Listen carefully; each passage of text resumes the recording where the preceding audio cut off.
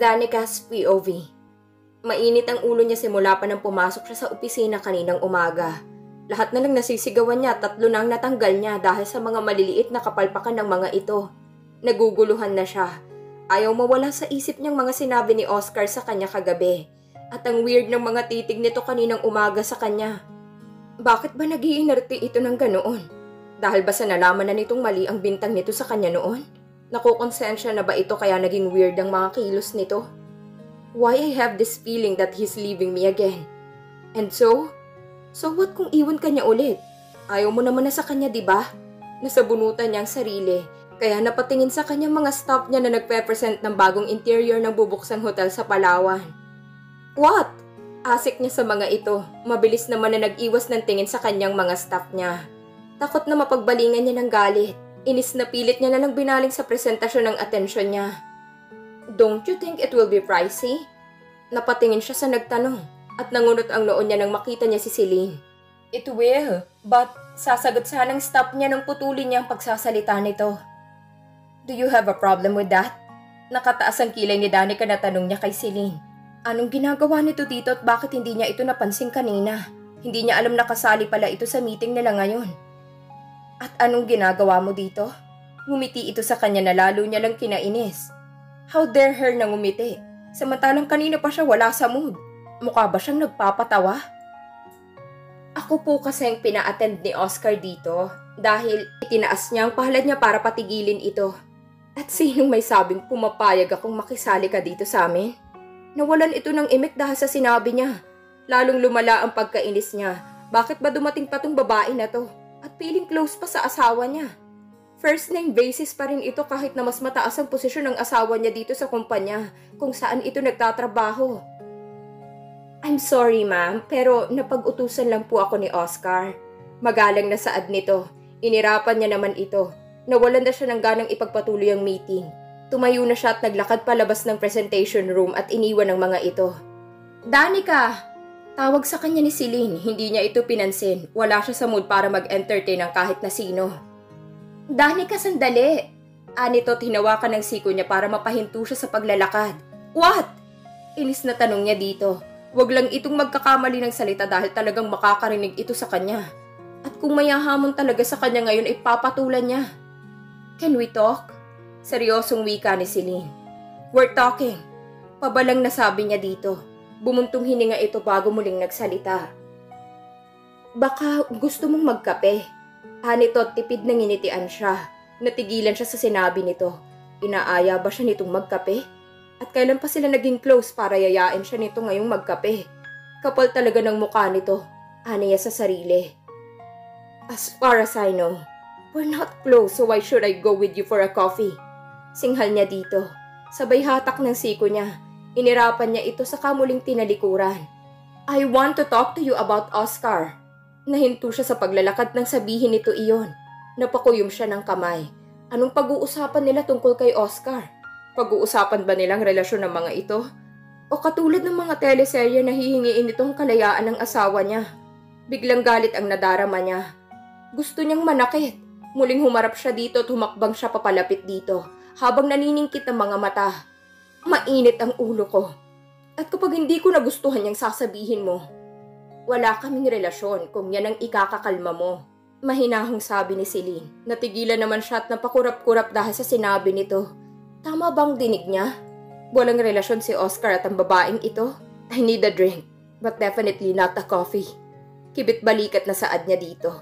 Wala namang mawawala kung paunlakan niya ito. At mukha namang interesante ang pag-uusapan nila. Dinala siya ni Celine sa resto bar na pagmamay-ari ni Travis.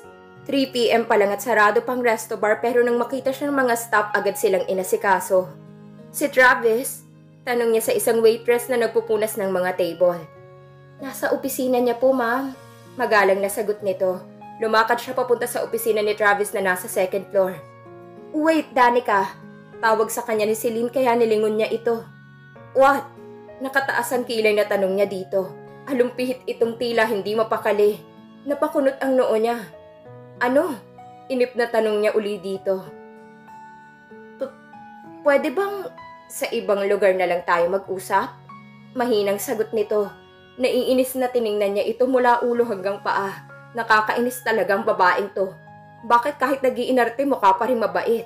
Samantalang siya kahit ata maglagay ng takip sa ulo mukha pa rin masama ang ugali. Andito na tayo, kaya wag mo akong artehan ha? Tinalikuran niya ito at nagpatuloy sa pag-akit sa hagdan. Doon na lang tayo sa baba. Muling habol nito sa kanya. Nagpatuloy siya sa pag-akyat at hindi ito nilingon. Busy sila sa baba. Saka naka-off ang aircon doon, maiinitan ako. Dito na tayo sa office ng kaibigan ko. Hindi na ito umimik kaya naman dire-diretso siya at walang kaabog-abog na binuksan ng office ni Travis. Gulat naman na napatingin sa kanya si Travis at ang babaeng nakaupo sa table nito paharap dito na halos wala ng kasuotan. Didn't you know how to knock?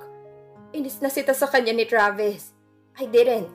Kibit balikat na sa Danica dito. Napalingon naman siya nang suminghap sa likod niya si Celine.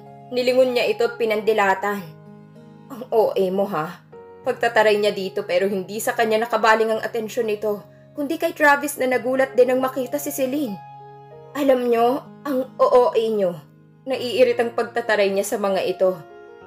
Ano pang ginagawa mo dito? Alis! Baling ni Danica sa babaeng nasa lamesa ni Travis. Who are you? Mataray na tinaasan siya nito ng kilay.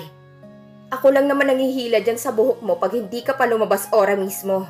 Sabi niya saka naglakad papunta sa isang sulok kung saan nakadisplay ang iba't ibang uri ng golf club. Kumuha siya ng isa at sinipat-sipat yun. You better go. Gagawin talaga niyang sinabi niya. Sabi naman dito ni Travis saka ito tinulungang pulutin ang mga kasuotan. Nagmamadali namang nagbihis ang babae pagkatapos ay masama ang tingin sa kanya na lumabas ito ng opisina ni Travis. Naupo si Travis sa swivel chair nito habang inaayos ang suot. Sinanyasan naman niya si Celine na pumasok dahil para na itong naistatwa sa pintuan. Anong ginagawa niyo dito? Seryosong wika ni Travis na pinagtaka niya. Ngayon lang kasi ito sumeryoso ng ganito kapag kausap siya. May pag-uusapan kaming importante. Bali walang wika niya dito saka sumalampak ng upo sa couch nito. Bakit dito pa? Inis na tanong nito sa kanya. Ito lang naman ang resto bar na tatanggap sa akin ng ganito kaaga. Katwiran niya dito na lalo namang ikinainis nito. Doon kayo sa VIP room. Huwag dito sa office ko. Sigaw nito sa kanya. Napaka-arte mo talaga. Inirapan niya to sa kainis na tumayo at hinila si Celine palabas sa opisina nito. Dinala niya ito sa isa sa mga VIP rooms ng resto bar ni Travis. Inutusan niya rin ng waiter na ikuha sila ng alak. Magsalita ka na. Aniya kay Celine nang maiserve ang alak nila. Agad niyang dinampot yun at ininom. Dinampot din ito ang alak at ininom yun. Hindi ito tumigil hanggat hindi nasasaid ang laman ng baso. Napataas ang kilay niya. Manginginom din pala tong babae na to. Isa pa. Sabi nito nang maubos ang laman ng baso nito. Napangisi na lang siya at pinindot ang intercom na nasa loob ng VIP room para umorder pa ng alak. Halos nakaapat na baso na si Celine ng beer. Namumula na ang mukha nito. Pero hindi pa naman mukhang lasing na ito. Alam mo kasi, napaka-selfish mo. Hep, ako muna. Pigil nito sa kanya na magsasalita sana siya. Huwag ka munang magsasalita, patapusin mo muna ako. Ipinaikot niya na lang ang mga mata at hindi na sumagot. Siguraduhin lang talaga nito na magugustuhan niya mga sasabihin nito sa kanya tungkol kay Oscar. Si Oscar, napakabait nun. Alam mo ba na napakadaming naitulong niya sa pamilya ko? Napakabait niyan. Kaya nga sa sobrang bait, ginagawa ng laruan ng iba. Hindi yan nagyayabang kahit minsan. Kahit na sobrang malayo nang narating niya, napaka-down to earth niya. Kaya nga minahal ko yun eh. Abat, kaya lang, mas mahal ka niya. Putol nito sa sasabihin niya, saka siya tinitigan ng seryoso. Mahal na mahal ka niya. To the point na kahit nagmumukha na siyang hibang, ayos lang. Ang dami niyang sinakripisyo para sa'yo. Katulad na lang na Santiago. Alam mo ba yun na lang ang naiwan na alaala ng lolo niya, pero mas pinili niyang pamahalaan ng Marquez Hotel para sa'yo. Tinalikuran niya yung legacy ng lolo niya dahil mas pinili niyang mapalapit sa'yo. Umiling-iling ito. Pinili ka niya at umikot ang mundo niya sa'yo, Danica. Kasi ikaw yung pangarap niya. Ikaw yung nag-iisang bagay na gusto niyang makuha. Nakuha nga niya. Naging asawa ka niya. Kahit alam niyang masasaktan lang siya. Kasi iba siya at iba ka. Kinuha nito ang tubig at mangkok na may lamang pulutan at inubos ni Celine yun. Para sa kanya isa kang napakalinis na tubig at siya ang langis na pilit dumidikit at gustong-gustong humalo sa tubig. Pero kahit anong gawin ng langis, hindi niya magawang humalo sa malinis na tubig. Sabi nito saka dinampot ang baso at inilagay sa tapat niya. Napatitig siya doon. Nang malaman niyang tungkol kay Marvin, nasaktan siya ng sobra. Gumuho ang lahat ng pag-asa na meron siya. Masisisi mo ba siya? Una pa lang alam niyang wala siyang laban. Puno siya ng insecurities at hindi niya kayang paniwalaan na mahal mo siya. Na minahal mo siya. Kaya mas pinaniwalaan niyang mas kaya niyang paniwalaan. Na kahit kailan hindi siyang lalaking nararapat para sa'yo. Na hindi siya karapat-dapat para sa'yo. Pumatak ang mga luha nito. Mahal na mahal ka niya, Danica. At lahat ng best gusto niyang makuha mo. At piling niya, hindi siya yun. Hindi siya makapagsalita sa mga sinasabi nito. Halo-halong emosyon ang nararamdaman niya sa ngayon. Kung nasaktan ka man niya dahil itinaboy ka niya, sa tingin mo ba hindi siya nasaktan? Durog na durog siya. Nang mawala ka, parang nawalan na rin siya ng ganang mabuhay. Halos mahibang siya kakaisip sa'yo. At ngayon pa lang siya nakakabangon. Dahil handa siyang bawiin ka. Kaya sana wag mo na siyang saktan. Dahil pag nasaktan pa siya uli, gagawin ko ang lahat para makuha siya sa'yo. He deserved the second chance he pleaded to you. Muli nitong inubos ang laman ng baso nito saka ito tumayo at iniwanan siya sa loob ng VIP room. Nanatili siyang nakaupo at nakatulala sa kawalan. Oo, nasaktan siya nang ipinagtabuyan siya nito. Pero nasaktan din naman ito. At patuloy lang silang nasasaktang dalawa. At dahil saan? Dahil sa pride niya. Sasaya ka ba kung mas poprotektahan mo ang pride mo kaysa ang pagbigyan ng sarili mo at ni Oscar ng isang pagkakataon para sumaya uli? Tumayo si Danica at nagmamadaling lumabas ng VIP room. Kailangan nilang magkausap ni Oscar. Kailangan nilang magkalinawang dalawa. Sumakay siya sa kotse niya at mabilis na pinaandar yun papunta sa kondo niya. Pagdating sa kondo niya, wala ang asawa niya doon. Sinubukan niyang tawagan ito pero hindi niya makontak. Agad siyang pumasok sa kwarto at nakahinga lang siya ng maluwag nang makitang nandoon pang maleta ng asawa. Naalala niyang sinabi nitong may pupuntahan ito kanina. Nilapitan niya ang luggage ni Oscar at hinila yun papalapit sa kama. Ipinatong niya yun sa ibabaw ng kama at binuksan. Napangiti siya nang makita kung gaano ka-organize sa gamit si Oscar. Isa-isa niyang inilabas ang mga gamit nito. Pilit itinupi ang ibang nagulo na sa pagkakatupi. Feel na feel niya ang pagiging housewife. Lumapit siya sa walk-in closet niya. Binuksan niya yun at tinanggal ang ibang mga damit niya para magka-espasyo ang mga damit ni Oscar.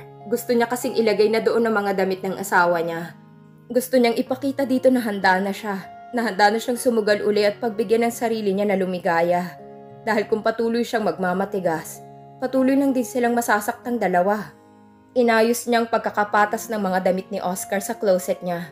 Pati ang mga toiletries ni Oscar ay inilagay na rin niya sa loob ng banyo niya. Bumalik siya sa maleta at kinalkalang iba pang laman noon.